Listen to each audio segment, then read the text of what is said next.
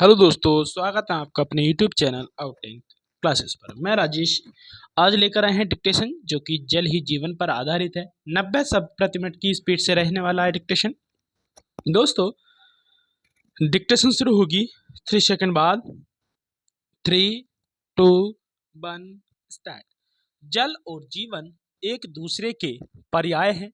जल के अभाव में जीवन की कल्पना तक नहीं की जा सकती है। हमारे वेद शास्त्र आदि जल की महत्ता का वर्णन करते नहीं थकते।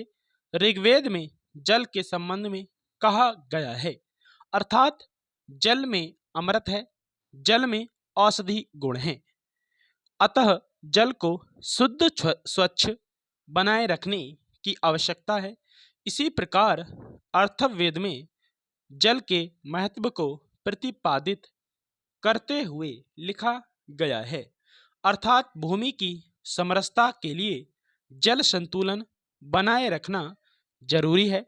इससे पृथ्वी पर हरियाली छाई रहती है, वातावरण में उत्साह बना रहता है तथा समस्त प्राणियों का जीवन सुखमय तथा आनंदमय बना रहता है।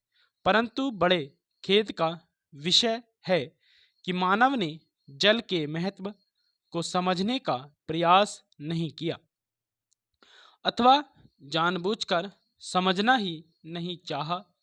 जल को मनमाने ढंग से बर्बाद किया। इसके संरक्षण पर और संतुलन पर पर्याप्त ध्यान नहीं दिया। इसका दुष्परिणाम हमारे सामने आ रहा है। आज भारत ही नहीं बल्कि सारा संसार जल संकट की चपेट में है। बल्कि विशेषज्ञ तो यहाँ तक कह रहे हैं कि तीसरा विश्व युद्ध जल को लेकर होगा।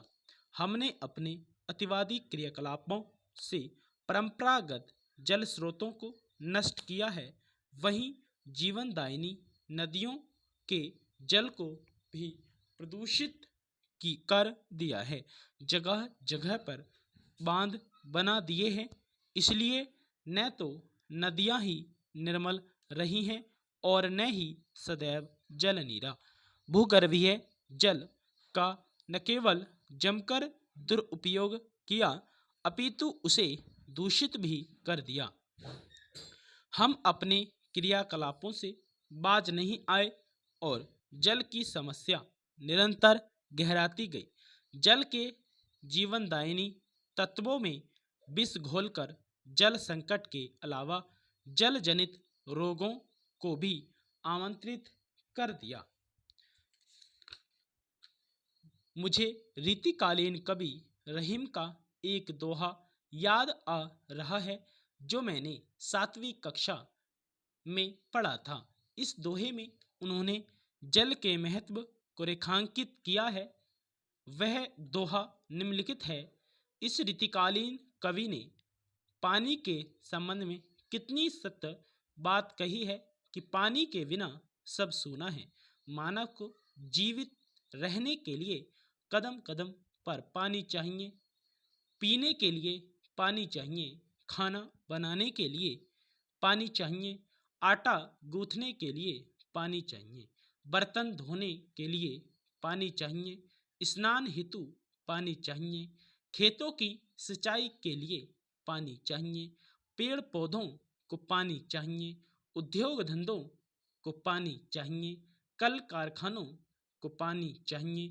पानी के अभाव में प्रकृति जीव जंतुओं का भी जीवन संकट में पड़ जाता है। कहने का मतलब यह है कि हर किसी को पानी चाहिए। सबके लिए ही जल जीवन है। एक और दिन प्रतिदिन जल की आवश्यकता में वृद्धि होती जा रही है और दूसरी ओर जल स्रोत अत्यधिक दोहन के कारण जवाब दे रहे हैं। जीवनदायिनी नदियाँ अब जीवनदायिनी न रहकर जल गंदे नालों में परिवर्तित हो चुकी हैं। तालाब, पोखर, कुएं, बावड़ी आदि जैसे परंपरागत जल स्रोतों को या तो हमने नष्ट कर दिया है अथवा इतना दूषित कर दिया है कि उनका पानी उपयोग करने लायक नहीं रहा अथवा उनके जल भराव के मार्गों को बंद करके उनके स्वयं मरने के लिए विवश कर दिया है।